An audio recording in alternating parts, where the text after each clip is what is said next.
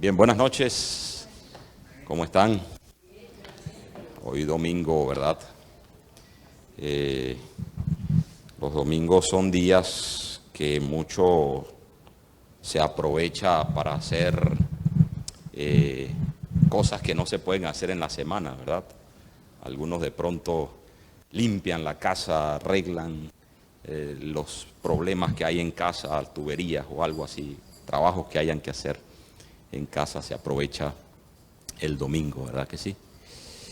Bien, en esta tarde, noche ya casi, quiero compartir con ustedes un tema que de pronto puede ayudarnos a comprender, ¿verdad?, un poco más a Jesús, ¿verdad? Entender cómo Jesús hace todo lo posible para salvarnos, para que seamos salvos y para que a través de su providencia y de todas las acciones que el Señor hace, nosotros podamos gozar de esa gran bendición. No sé si tenemos las diapositivas allí, olvidé traer el control, si alguien me lo puede facilitar.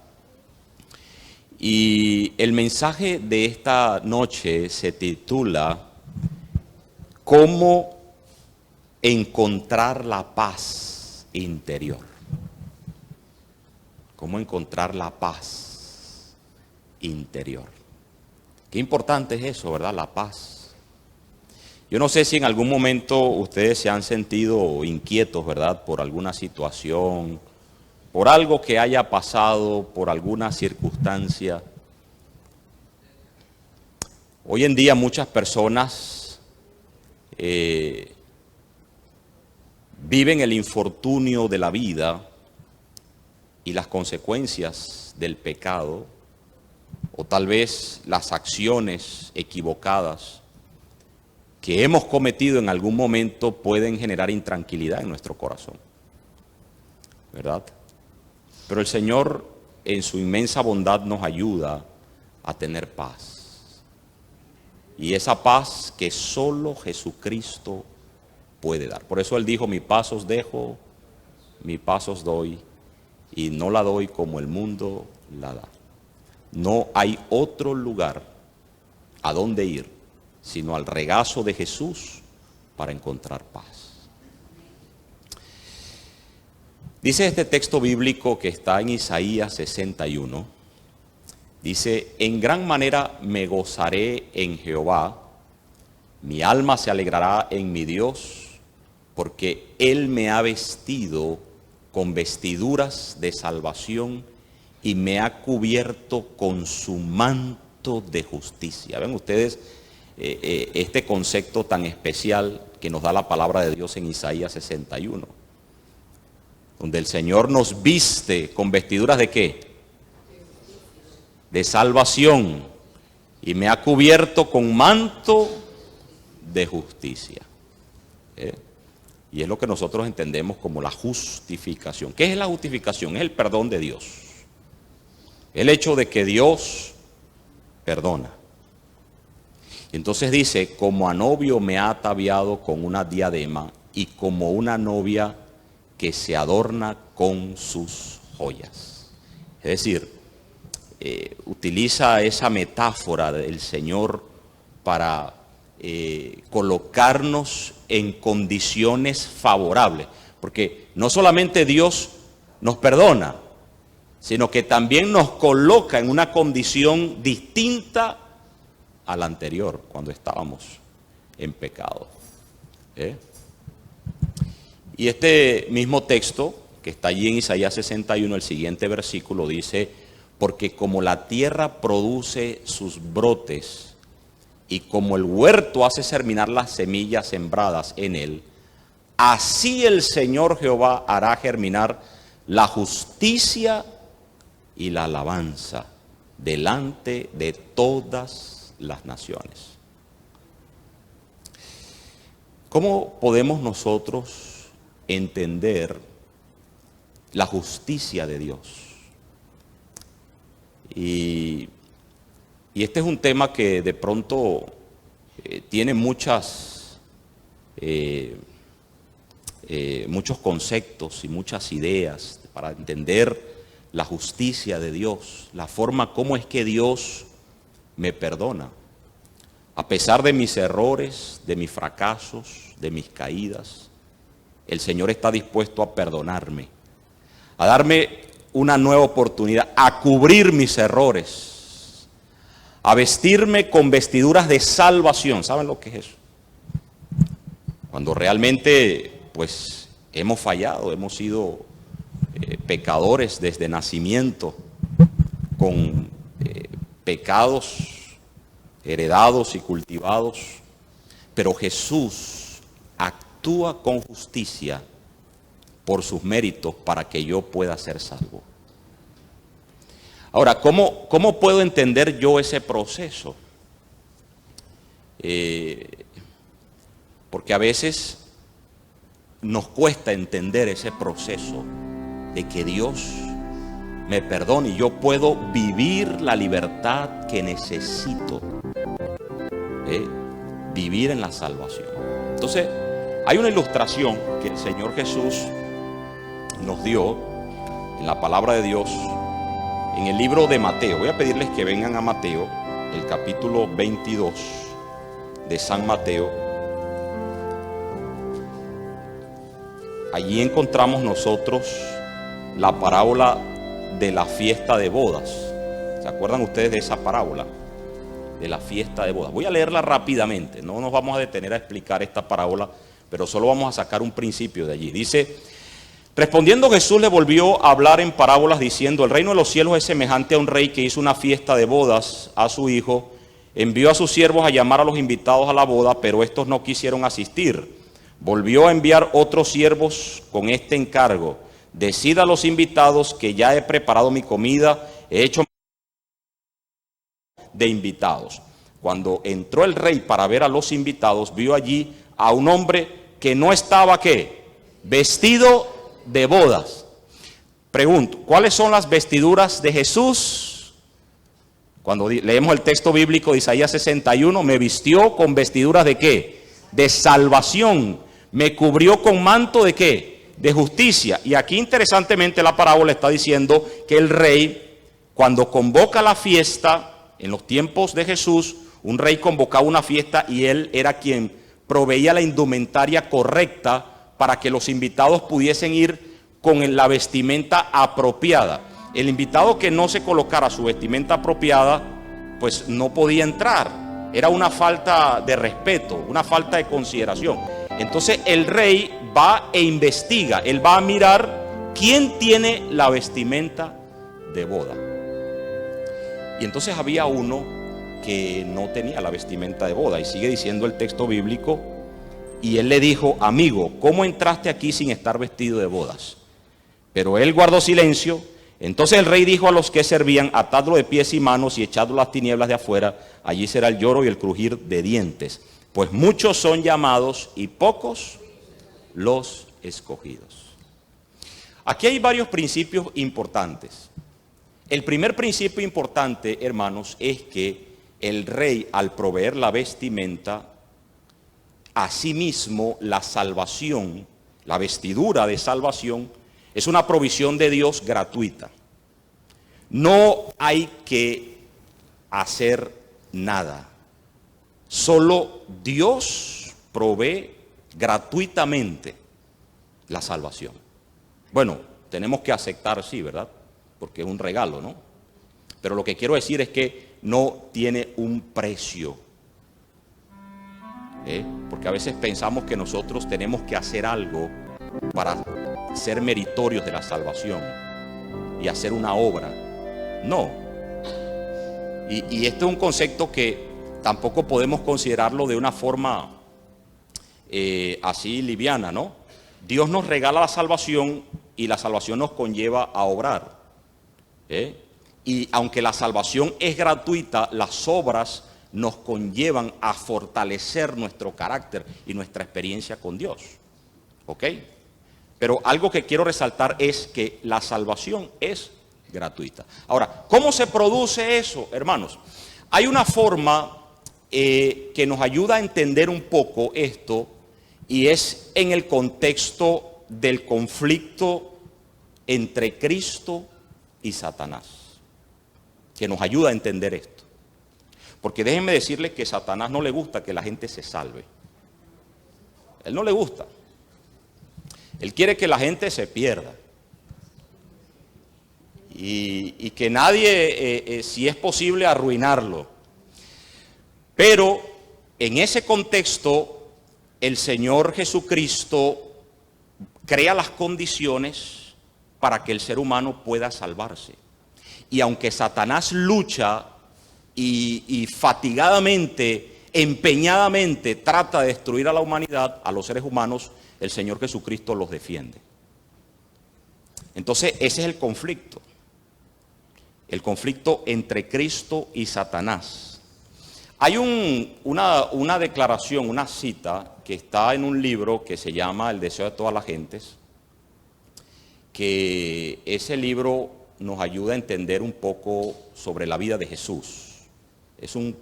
Los evangelios es maravilloso leer la vida de Jesús, pero el deseo de toda la gente nos ayuda a quizás ampliar un poco la visión, el panorama de lo que es la vida en Jesús. Hay un capítulo allí en ese libro que se llama Consumado es. Y nos hace entender un poquito esto sobre la forma como Dios justifica el pecado de nosotros, los seres humanos. Dice esta declaración: al principio de la gran controversia, Satanás había declarado que la ley de Dios no podía ser obedecida. Es decir, él dice, la ley de Dios no puede ser obedecida. Que la justicia no concordaba con la misericordia y que la ley, si había sido violada, era imposible que el pecador fuese perdonado. Cada pecado debía recibir su castigo, sostenía insistentemente Satanás. Y si Dios remitía el castigo del pecado, no era un Dios de verdad y justicia. Vean ustedes el argumento de Satanás. Él dice, el primer argumento, él dice, la ley no se puede cumplir. Y Dios insistía en que Dios no podía ser justo y al mismo tiempo mostrar misericordia al pecador. Lo que está diciendo Satanás dice, si yo pequé, los seres humanos también pecaron. Como yo fui desterrado, los seres humanos también tienen que ser desterrados. Tiene lógica el argumento, ¿verdad? Cierta lógica. Lo que es para uno es para el otro, ¿no? Eso cuando yo tenía los dos hijos míos pequeños, los varones. Bueno, todavía pelean a veces, ¿no? Y a mí me toca decidir entre a quién darle la razón, ¿no? No es fácil, ¿verdad?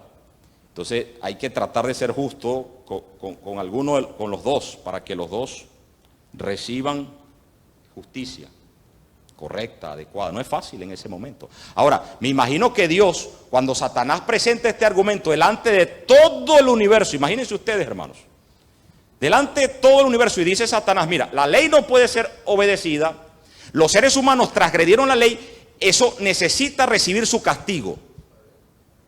Y además de eso, si los seres humanos transgredieron la ley, se rebelaron contra Dios, yo me rebelé contra Dios, yo fui desterrado, los seres humanos también tienen que ser desterrados. Entonces, ¿cómo responde Dios a estos argumentos? ¿Qué hace Dios ante argumentos como estos? Vamos a ver qué sigue diciendo aquí. Vean cómo responde Dios a este argumento de Satanás. Lo estamos mirando ahorita así, pero lo vamos a mirar en la Biblia también, ¿está bien? Dice, pero aunque pecador, el hombre estaba en una situación diferente de la de Satanás. Vean la respuesta de Dios. Lucifer había pecado en el cielo en la luz de la gloria de Dios. A él como a ningún otro ser creado había sido dada una revelación del amor de Dios. Comprendiendo el carácter de Dios y conociendo su bondad, Satanás decidió seguir su propia voluntad egoísta e independiente. Su elección fue final. No había ya nada que Dios pudiese hacer para salvarle. Pero el hombre fue engañado, su mente fue entenebrecida por el sofisma de Satanás, no conocía la altura y la profundidad del amor de Dios. Para él había esperanza en el conocimiento del amor de Dios. Contemplando su carácter, podía ser atraído de vuelta a Dios. Vean ustedes, tremendo. Que Dios responde al argumento de Satanás. Y le dice, mira, un momento. Es verdad, el hombre pecó. Pero la situación es diferente. La elección de Lucifer fue final, definitiva, pero el hombre fue engañado por los sofismas, ¿verdad? Por todas estas cosas, artimañas de Satanás, pero el hombre podía ser devuelto a Dios a través de la contemplación del carácter de Cristo. Entonces, cuando hablamos de la justificación por la fe, ahí está la clave. Porque nosotros somos pecadores y no solo aceptamos a Cristo como nuestro Salvador personal, sino que aún después que aceptamos a Cristo como nuestro Salvador personal, seguimos cometiendo errores, ¿sí o no? ¿Cuántos de los que están aquí que después que entregaron su vida al Señor no más se equivocaron? No más cometieron errores, todos. Pero ¿cómo responde Jesús ante este conflicto donde Satanás intenta decir, ellos me pertenecen porque ellos son pecadores? Pero Jesús dice, no, me pertenecen a mí porque yo morí por ellos en la cruz del Calvario. ¿Verdad? Y entonces dice, mediante Jesús, ahora vean ustedes, la misericordia de Dios fue manifestada a los hombres, pero la misericordia no pone a un lado la justicia. La ley revela los atributos del carácter de Dios y no podía cambiarse una jota o una tilde de ella para ponerla al nivel del hombre en su condición caída. Dios no cambió su ley, pero se sacrificó en Cristo por la redención del hombre. Dios estaba en Cristo reconciliando el mundo así. Aquí hay otro principio importante, porque Satanás dice, ya que Dios perdonó a los seres humanos, entonces no se necesita la ley de Dios. Pero la ley sigue teniendo su vigencia, los mandatos de Dios siguen teniendo vigencia. Dice, otro engaño iba a ser presentado ahora. Satanás declaró que la misericordia destruía la justicia, que la muerte de Cristo abrogaba la ley del Padre. Porque dice, como el Señor Jesús perdona a los seres humanos, entonces ya no es necesario guardar sus mandatos. Pero aún así Dios responde a este argumento y dice, si hubiese sido posible que la ley fuese cambiada o abrogada, Cristo no habría necesitado morir. Entonces aquí hay un equilibrio entre el perdón de Dios, su justicia y su ley, sus principios, sus mandatos. Abrogar la ley sería inmortalizar la transgresión y colocar al mundo bajo el dominio de Satanás, porque la ley era inmutable, porque el hombre podía ser salvo únicamente por la obediencia a sus preceptos. Fue levantado Jesús en la cruz.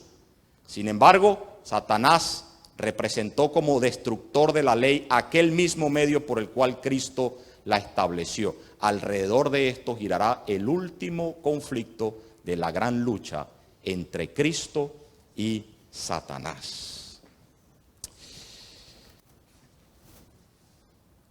Esto lo vemos nosotros ahora desde la perspectiva de la Biblia.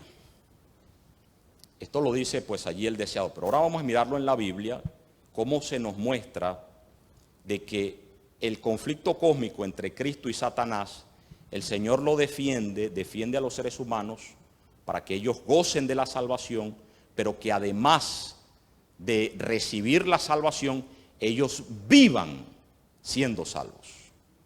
Vivan siendo salvos. Y el apóstol Pablo lo enseñó de esta forma. Miren, dice Romanos capítulo número 3, versículo número 20, 21, dice, porque por las obras de la ley nadie será justificado delante de quién, de él, delante de Dios. Hermano, venga usted un momentico, venga usted para acá, venga, y le voy a pedir, venga, sí usted, sí, venga un momentico, que necesito su ayuda. Vamos a hacer una ilustración aquí. Venga aquí. Supongamos, sostenga esta Biblia, póngala así al frente. Supongamos que esta es la ley de Dios, ¿verdad que sí? Él es la ley de Dios. Y San Pablo dice, porque por las obras de la ley nadie será justificado delante de él. Pues por medio de la ley viene el conocimiento de ¿qué? Del pecado. Entonces, cuando yo me acerco a la ley es como un espejo. Y yo me miro en el espejo y ahí veo mis defectos. Pero la ley no me salva. No ejerce salvación sobre mí. Pero sí me muestra mis errores. Entonces, la ley da un testimonio, ¿verdad? Entonces, dice San Pablo, pero ahora, aparte de la ley, se ha manifestado la justicia de Dios, ¿verdad? Entonces, hermano, venga usted, por favor, venga usted. Usted va a hacer la justicia de Dios. Entonces, Él es la justicia de Dios. Aquí tenemos la ley y Él es la justicia de Dios. Pero la justicia de Dios, dice el texto bíblico interesante, atestiguada por medio de ¿qué? De la ley y los profetas. Es decir, miren, cuando nosotros hacemos un estudio sobre la ley de Dios, hermanos, es un reflejo del carácter de Dios. Creo que en la lección de escuela sabática lo estudiamos bastante. Es un reflejo del carácter de Dios. Y Dios hizo algo maravilloso con la ley, que lo colocó a disposición de los seres humanos para que nosotros podamos, a través de la obediencia, ser felices. Porque si nosotros obedecemos la ley, ella nos define relación personal con Dios y define relaciones con los demás, ¿verdad que sí? Entonces, pero la ley da testimonio de la justicia de Dios. Entonces, ella no me salva a mí, pero ella me dice, mira, tienes que ir a la justicia de Dios. Y entonces yo voy a la justicia de Dios. Y entonces dice Romanos 3, 22 y 23, esta es la justicia de Dios por medio de la fe en Jesucristo para todos los que creen. Pues no hay distinción, porque todos pecaron y no alcanzan la gloria de Dios. Y entonces dice, siendo justificados gratuitamente mediante la redención que es en Cristo Jesús. Entonces vean ustedes, yo acepto a Jesucristo y Jesucristo me justifica a mí. Y entonces Jesús está delante de mí. ¿Verdad que sí? Entonces yo, ponlo aquí adelante, hermano, aquí adelante de mí. Coloque usted la ley aquí detrás de mí. La ley detrás de mí. Y entonces se produce esta experiencia. ¿Ustedes se acuerdan cuando San Pablo dijo, con Cristo estoy juntamente crucificado? Porque estoy aquí escondido detrás de Cristo. Pero la ley, levante la Biblia, esa es la ley. Pero la ley sigue vigente. Con Cristo estoy juntamente crucificado y ya no vivo yo, mas vive Cristo en mí. Y lo que vivo en la carne, porque sigo siendo carnal, lo vivo en la fe, en el Hijo de Dios. Y este proceso, hermanos, es gratuito. Solo yo tengo que aceptar a Jesús y vive Cristo en mí. Y a donde yo voy, yo represento a Jesús. Y la ley sigue detrás de mí. ¿Ve? Yo voy caminando y la ley sigue detrás de mí, pero Jesucristo es quien me justifica, quien va al frente de mí. Ese es el Evangelio. Así es el Evangelio. Pueden sentarse, gracias, hermano. Oye, este es fuerte, hermano.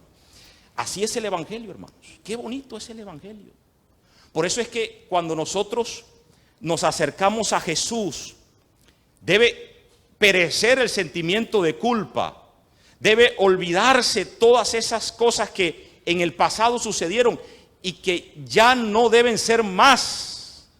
Si alguno está en Cristo, nueva criatura es. Y entonces nos toca es esto. Esto es lo que nos toca. Escucha, Israel, Jehová nuestro Dios, Jehová uno es. Amarás a Jehová tu Dios con todo tu corazón, con toda tu alma y con todas tus fuerzas.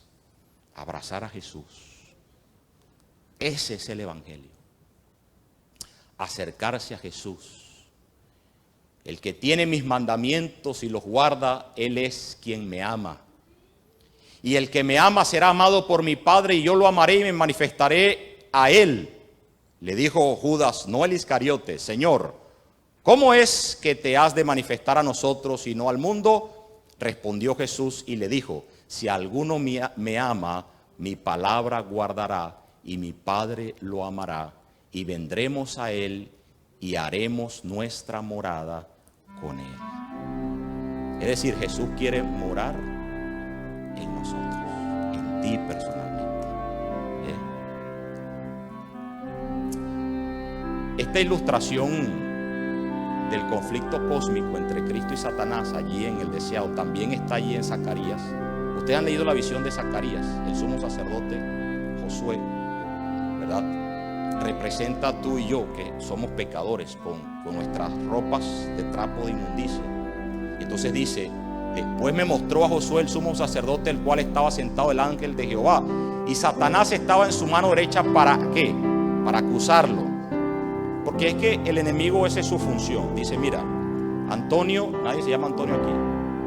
Antonio es un pecador, es un miserable, no merece la salvación. Y Satanás lo acusa, ¿verdad? Pero dice la Biblia: Jehová dijo a Satanás, Jehová te reprenda, oh Satanás, Jehová quien ha escogido a Jerusalén te reprenda. ¿No es este un tizón arrebatado del fuego? Josué estaba delante del ángel vestido con vestiduras como sucias, contaminado por el pecado. Entonces el ángel habló y ordenó a los que estaban delante de él diciendo: quitadle esas vestiduras sucias. Y a Josué dijo: mira que he quitado de ti tu iniquidad y te he visto con ropas de ¿qué? De gala. También dijo: pongan sobre su cabeza un turbante limpio. Pusieron un turbante limpio sobre su cabeza y le vistieron con vestidura. El ángel de Jehová estaba en pie, hermanos. Esto significa que el Señor cubre nuestros pecados. Y esta justicia propia justicia de trapos de inmundicia que representa el pecado, el Señor lo quita y nos da ropas nuevas para que podamos vivir correctamente delante de la presencia del Señor. Quiero terminar con una cita maravillosa que a mí me gusta, hermanos, que está en el libro El Camino a Cristo. Mire, el que lea El Camino a Cristo 100 veces va a ser salvo. Es un libro maravilloso. Yo no sé quién tiene ese. Ustedes tienen ese libro en casa. Si no lo tiene, búsquelo. Y si no, en Google ponga libro El Camino a Cristo, para que usted lo pueda y léalo. Para entender a Jesús, para entender su salvación, para entender su amor, su gracia, su misericordia. Y hay una cita que me llama poderosamente la atención. Dice: sin embargo, su vida fue impecable, hablando de Jesús. Murió por nosotros y ahora ofrece quitar nuestros pecados y vestirnos ¿de qué? De su justicia. Entonces dice: si te entregas a Él y lo aceptas como tu Salvador, por pecaminosa que haya sido tu vida, gracias a Él serás contado entre los justos. Y mira esa parte final: el carácter de Cristo reemplaza el tuyo y serás aceptado por Dios como si no hubieras pecado. ¿Qué le parece? Eso. Ese es el evangelio, hermanos. Por eso, cuando usted viene al Evangelio de Cristo, usted recibe paz en su corazón. Usted recibe gozo. Y en esta noche yo quiero invitarles a que una vez más aceptemos a Jesús. Le demos la gloria a Jesús.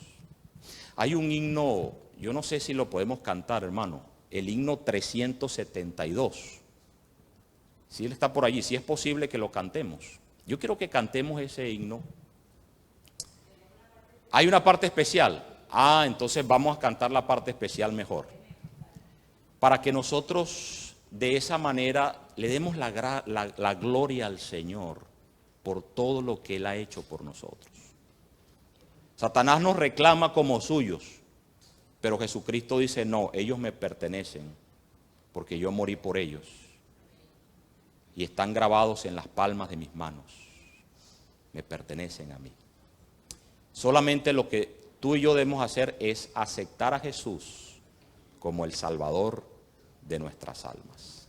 Entonces vamos a escuchar esta alabanza a nuestro Dios. Allí viene.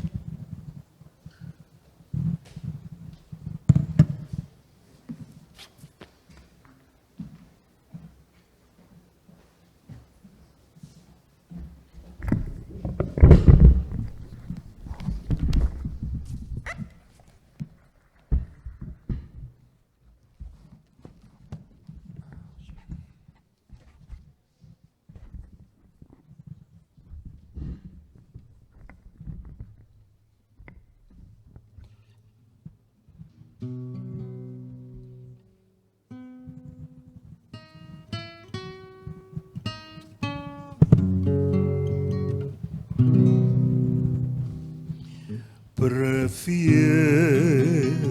a mi Cristo al vano oropel, prefiero su gracia a riquezas sin fin, a casas y tierras, prefiero a él.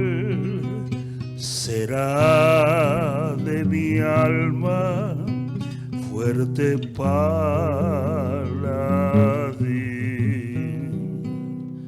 Antes que sea el rey de cualquier nación, en pecado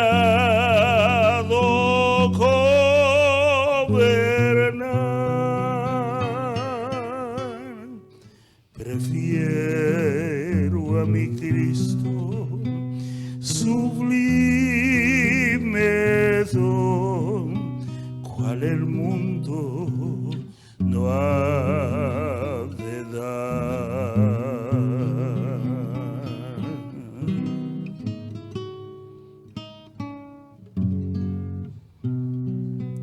Más bello que el lirio en su nibio blancor, mi Cristo es más dulce aún que la miel. Su paz a mi alma dará el Señor, y yo quiero que Cristo me conserve fiel. Antes que ser rey de cualquier nación, en pecado gobernar,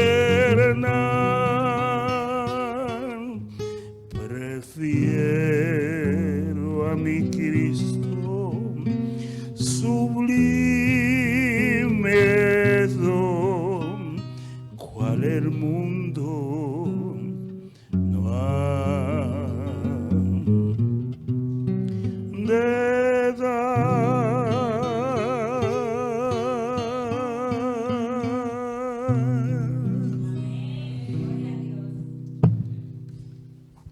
Qué bendición, ¿verdad? ¿Cuántos decidimos hoy por Cristo? Amén, ¿verdad? Gloria a Dios. Hermanos, vivir la experiencia con Cristo es lo mejor que podemos vivir en esta tierra. Caminar con Jesús. Por eso te invito en esta noche y durante esta semana. Mañana vamos a hablar un tema que yo lo he titulado Confía en Jesús. Confía en Jesús. Porque en momentos de incertidumbre, como los que vivimos ahora, en momentos de preocupación, hoy más que nunca necesitamos confiar en Jesús. Vamos a orar. Querido Padre, gracias te damos porque tú eres maravilloso con nosotros. Porque a pesar de nuestras caídas, nuestros errores, la justicia de Cristo sigue siendo una realidad para nosotros.